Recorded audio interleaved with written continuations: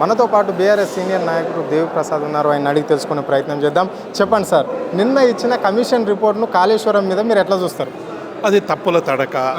BRS పార్టీని ఒక బదనాం చేయడానికి 10 ఏళ్లలో ఉద్యమ ప్రస్థానంలోనూ ఆ తర్వాత అధికారంలో ఉన్నప్పుడు కూడా నీటి కోసం గోసపడ్డ కేసీఆర్ని, నీటి కోసం తపన పడ్డ కేసీఆర్ని, నీళ్ళ వల్లనే తెలంగాణ బాగుపడుతుందని విశ్వసించి కాళేశ్వరం ప్రాజెక్టు, కాకతీయ మిషన్ లాంటి అద్భుతమైనటువంటి నిర్మాణాలు చేసినటువంటి కేసీఆర్ సంక్షేమాన్ని, వికాసాన్ని ఒక విధ్వంసంగా చిత్రీకరించేటువంటి ప్రయత్నం ఘోష్ కమిటీ రూపేణ చెప్పింది. మేము చాలా స్పష్టంగా అడుగుతున్నది ఏంటంటే, ఘోష్ కమిటీని రాష్ట్ర ప్రభుత్వం నిర్ణయించినటువంటి రాష్ట్ర ప్రభుత్వం అనేక సందర్భాల్లో దానికి ఆదినాయకుడైనటువంటి రాజ్యాంగబద్ధంగా ఉన్నటువంటి ముఖ్యమంత్రి రేవంత్ రెడ్డి గారు కమిషన్ జరుగుతున్నప్పుడు ఆయన వ్యాఖ్యానాలు చేయడం, అంటే కమిటీ యొక్క ఉద్దేశాలను తప్పుదారి పట్టించేటువంటి విధంగా ఆయన వ్యాఖ్యానాలు చేశాడు.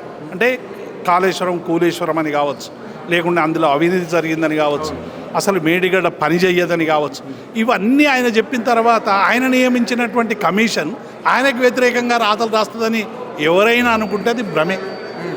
అది రాజ్యాంగ ఉల్లంఘన. ఒక రాజ్యాంగబద్ధంగా పదవిలో ఉన్నటువంటి ముఖ్యమంత్రి ఆయన నియమించిన కమిషన్ ఆన్లో ఉండగా దాన్ని ప్రభావితం చేసేటువంటి మాటలు మాట్లాడడం అనేటువంటిది ఇది రాజ్యాంగ ఉల్లంఘన. ఇలా మా హరీష్ రావు గారు చాలా స్పష్టంగా కుండ బద్దలు కొట్టినట్టు చెప్పారు. మేడిగడ్డలో 2 పిల్లలు పోయినందుకే అనేక కమిషన్లు వేస్తున్నారు. మరి పోలవరంలో కూడా అది జాతీయ హోదా ఉన్న ప్రాజెక్టు 3 సార్లు 4 సార్లు కూడా అది ఇక్కడ పడిపోవడం అనేది జరిగింది వివిధ టైమ్స్ ఆఫ్లో. మరి దాని మీద ఎందుకు ఇక్కడ ఎన్టీఏ ఎస్ఏ ఎందుకు మరి స్పందించలేదు? దీన్ని ఎందుకు నివేదిక 2-3 రోజులలో ఇవ్వాల్సిన అవసరం వచ్చింది ఇక్కడ? ఇది చాలా స్పష్టం. జగన్ ఉన్నప్పుడు ఆయన భారతీయ జనతా పార్టీకి అనుకూలంగా ఉన్నాడు. ఇలా చంద్రబాబు నాయుడు వచ్చిన తర్వాత భారతీయ జనతా పార్టీకి అనుకూలంగా ఉన్నారు. పోలవరం కేంద్రం స్పాన్సర్తో జరుగుతున్నటువంటి ప్రాజెక్ట్. డయాఫామ్ వాళ్ళు 3 సార్లు దెబ్బతిన్నప్పటికి కూడా కేంద్రం ఎన్డీఎస్ఏ ఎందుకు రాలేదంటే, వీళ్ళు కేంద్రంలో భాగస్వామ్యం కనుక ఎన్డీఎస్ఏ కానీ, సిబిఐ కానీ, ఈడీ కానీ ఎవరి మీద వస్తాయి? భారతీయ జనతా పార్టీకి వ్యతిరేకంగా ఉన్నటువంటి వాళ్ళను, భారతీయ జనతా పార్టీ మీద రెస్ట్లెస్గా పోరాటం చేస్తున్న వాళ్ళ మీద ఎక్కువ పెడతాయి. కాబట్టి ఇలా ఎన్డీఎస్ఏ కూడా ఎట్లా తెలిపోయిందంటే, ఇది కేంద్ర ప్రభుత్వానికి సంబంధించినటువంటి భారతీయ జనతా పార్టీకి సంబంధించినటువంటి ఒక సంస్థగా ఇక్కడ వ్యవహరిస్తున్నదని ఇక్కడ జరుగుతున్నటువంటి పరిస్థితులు కనబడతా ఉన్నాయి. ఎందుకంటే పోలవరం 3 సార్లు అయినా చంద్రశేఖర్ అయ్యర్ అంటే ఆయన ఆ కమిటీకి చైర్మన్గా ఉండి ఇలా ఆయనే ఇక్కడికి వచ్చి ఎన్డీఎస్సీ రిపోర్ట్ ఇవ్వడం, నీ పోలవరానికి సంబంధించిన 3 సార్లు కూలిపోతే దానికి దిక్కు లేదు, చూసే దిక్కు లేదు. కానీ తెలంగాణకు వచ్చి ఇక్కడ ఉన్నటువంటి పార్టీని బదనం చేయాలి, ఇక్కడ ప్రభుత్వంలోకి రాకుండా చేయాలని ఒక కుట్రలో భాగంగా జరిగింది అనేటువంటిది చాలా స్పష్టం. అంటే పోలవరం కాళేశ్వరం విషయంలో ఇక్కడ ముఖ్యమంత్రి నియంత్రణ చేసిండు అంటే ఆయన ఇష్టానుసారంగానే గత ముఖ్యమంత్రి కేసీఆర్ చేసిన ప్రాజెక్ట్ ఇది. సో అక్కడ నిపుణులతో చర్చించలేదు, మళ్ళీ క్యాబినెట్ సమావేశం కాలేదు, ఇక్కడ గవర్నర్ కూడా దీనికి అనుమతి లేకుండానే ఇక్కడ ఆయన ఇష్టానుసారంగా అధికారం అడ్డు పెట్టుకొని చేసిన ప్రాజెక్ట్ ఇది అని చెప్పేసి ఇక్కడ కాంగ్రెస్ నాయకులు స్పష్టంగా చెప్పుకుంటున్న మాటలు. దీన్ని ఎట్లా చూస్తారు? దీన్ని చాలా స్పష్టంగా 3 సందర్భాల్లో. ఒకటి, కాళేశ్వరం ప్రాజెక్టుకు క్యాబినెట్ అప్రూవల్ ఉందనేటువంటి విషయాన్ని మేము క్యాబినెట్, ఎందుకంటే ఘోష్ ఎట్లా ఇచ్చిండు క్యాబినెట్ తీర్మానం లేదని, ఘోష్ వై కమిటీలను సీజ్ చేయలేదు. క్యాబినెట్కు సంబంధించినటువంటి మినిట్స్ బుక్ను సీజ్ చేయాల్సి ఉండే ఘోష్. అంటే ప్రభుత్వం ఇచ్చిన లేఖ ఆధారంగా క్యాబినెట్ అప్రూవల్ లేదని ఘోష్ చెప్పిండు. కానీ ఒక క్యాబినెట్లో పార్ట్ అయినటువంటి హరీష్ రావు గారు ఆ లేఖలన్నీ కూడా ఇలా బయటపెట్టి దీనికి అప్రూవల్ ఉందని డేట్లతో సహా కూడా ఇలా వివరించినటువంటి నేపథ్యాన్ని. రెండవది, ఇది శాసనసభలో అప్రూవల్ అయింది. 3, గవర్నర్ ప్రసంగంలో కూడా క్యాబినెట్ అప్రూవల్ చేసిన తర్వాత మేము మేడిగడ్డ దగ్గర నిర్మాణం జరుగుతుందని చెప్పిన ఇటువంటి అంశాన్ని చాలా స్పష్టంగా చెప్పినాం. కాబట్టి ఇది అప్రూవల్ లేదని, ఎక్స్పర్ట్ కమిటీ అప్రూవల్ లేదని, 11 కేంద్ర ప్రభుత్వం నుంచి వచ్చినటువంటి అనుమతులు ఉన్నాయి. పర్యావరణం దగ్గర నుంచి టెక్నికల్ అడ్వైజరీ కమిటీ వరకు 11 అప్రూవల్లో వచ్చినటువంటి విషయాన్ని కూడా మేము పదే చెప్తా ఉన్నాం. అంటే మేము ఎన్ని చెప్పినా కూడా ప్రభుత్వం ఏం చేస్తుందంటే, తమకు అనుకూలమైనటువంటి అంశాలనే ప్రచారంలోకి తెస్తున్నది తప్ప తమకు అనుకూలంగా లేనటువంటి అంశాలను పక్కకు పెట్టి అనుకూలమైనటువంటి మా అంశాలన్నింటినీ కూడా దాచిపెట్టి ఇవాళ గత ప్రభుత్వం మీద దాడి చేసేటువంటి ఒక కుటిల ప్రయత్నానికి ప్రభుత్వం వస్తున్నది కాబట్టి ఇవాళ వాళ్ళు చెప్పినటువంటి 3 అంశాలు తప్పని రిటైర్డ్ ఇంజనీర్లు కూడా అక్కడ మేడిగడ్డనే వద్దన్నారని చెప్పి నిన్న దుష్ప్రచారం చేశారు కదా. ఇవాళ చాలా స్పష్టంగా వాళ్ళు ఇచ్చినటువంటి అప్డేట్ను ఆర్టీఐ వారికి కమిషన్ ద్వారా తీసుకున్నటువంటి రిపోర్ట్ను ఇవాళ హరీష్ రావు గారు చాలా బయటపెట్టారు.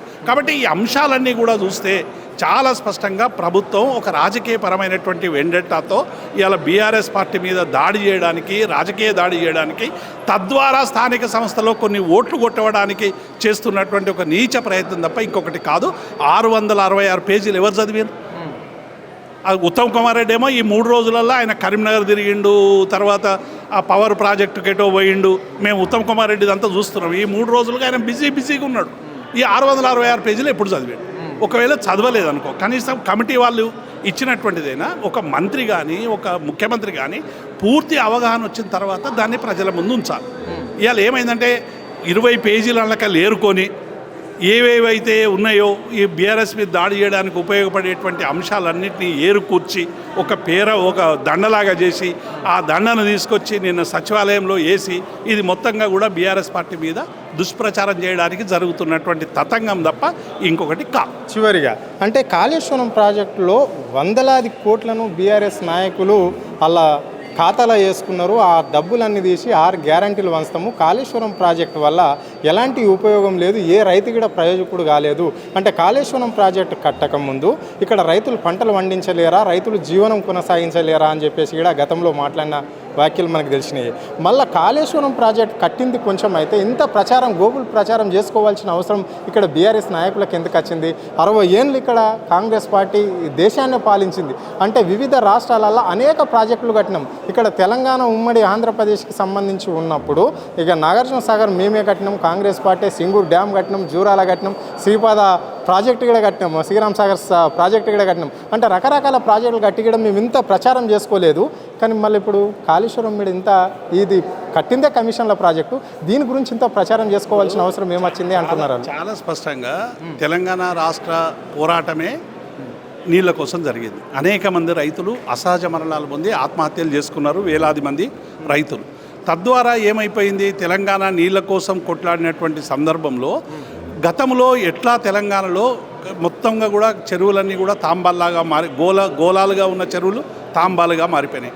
గోదావరి కృష్ణాలో మనకు ఉన్నటువంటి వాటాను సరైనటువంటి రీతిలో ఉపయోగించుకోక రైతులకు నీళ్ళు అందనటువంటి పరిస్థితి. వీటన్నిటినీ గమనించి కేసీఆర్ గారు రైతులకు సంబంధించి నీళ్లు, విద్యుత్ కావాలని చెప్పి ఆయన తపనబడి ఈ 1 సంవత్సర కాలంలోనే ఈ సమస్యలు పరిష్కరించాలని ప్రయత్నం చేశాం. నిజంగానే కాళేశ్వరంలో కమిషన్లు ఉంటే ఏ అకౌంట్ నుంచి ఏ అకౌంట్కి ట్రాన్స్ఫర్ అయ్యింది? ఏమైనా మనీ లాండరింగ్ జరిగిందా? హరీష్ రావు అకౌంట్ నుంచి ఇంకొక అకౌంట్కి పోయిందా? కేసీఆర్ అకౌంట్కి ఏమైనా డబ్బులు పడ్డాయా? ఇంకొక ఆయనకి ఏమైనా డబ్బులు పడ్డాయా? ఎవరికి డబ్బులు పడ్డాయి? కాబట్టి ఇక్కడ కేవలం బురద చల్లడానికి చేస్తున్నటువంటి ఒక దుష్ప్రచారం తప్ప ఎక్కడ పూర్తిగా ఆధారాలు లేనటువంటి పరిస్థితి.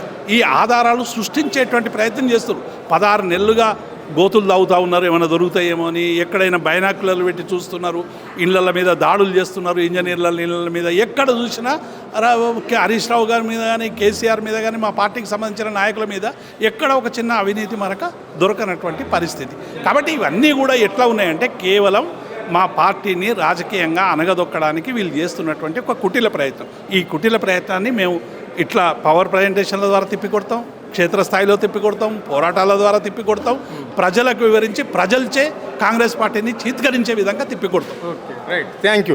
ఇది పరిస్థితి. అంటే ఇక్కడ రేవంత్ రెడ్డి సర్కార్ కావాలనే తప్పుతో పట్టిస్తుంది ప్రజలను అని చెప్పేసి కూడా ఆయన స్పష్టంగా చెప్పడం అనేది జరుగుతుంది. అంటే ఇక్కడ బీఆర్ఎస్ నాయకులు టార్గెట్ కావడం అనేది జరిగింది. మళ్ళీ అప్పుడు పనిచేసిన ఎవరైతే అధికారులు ఉన్నారో కాళేశ్వరం ప్రాజెక్టులో పనిచేసిన అధికారులు, ఇంజనీర్లను కూడా టార్గెట్ చేసి వాళ్ళ మీద ఇబ్బందులు పెట్టే ప్రయత్నం ఇక్కడ కాంగ్రెస్ పార్టీ చేస్తుంది అని చెప్పేసి కూడా ఆయన స్పష్టంగా చెప్పడం అనేది జరిగింది. ఇవన్నీ చేసినప్పటికీ కూడా మేము మా పార్టీ ధైర్యంగా నిలబడి ప్రజల పక్షాన్ని నిలబడి కాంగ్రెస్ పార్టీని ఎదుర్కొనే ప్రయత్నం చేస్తాము అని చెప్పేసి కూడా ఆయన చెప్పడం అనేది జరిగింది. కెమెరా పర్సన్ ప్రవీణ్తో అరుణ్ ఆద్య టీవీ, హైదరాబాద్.